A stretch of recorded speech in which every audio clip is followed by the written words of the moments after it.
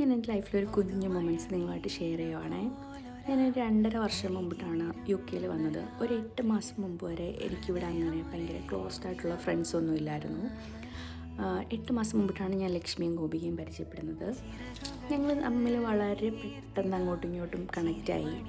ഞങ്ങളിടയ്ക്ക് ഇങ്ങനെ ഒരുമിച്ച് കൂടാറുണ്ട്. കൂടി ഫുഡുണ്ടാക്കും, പാട്ട് പാടും, ഡാൻസ് കളിക്കും. പിന്നെ ഞങ്ങൾ കുറേ നേരം ഇങ്ങനെ വർത്താനം പറഞ്ഞിരിക്കും. ഗോപിക എൻ്റെ കൂടെയാണ്. പക്ഷേ ഞങ്ങൾ 3 പേരും കൂടെ ഒരുമിച്ച് കൂടുന്ന സമയങ്ങൾ വളരെ കുറവാണ്.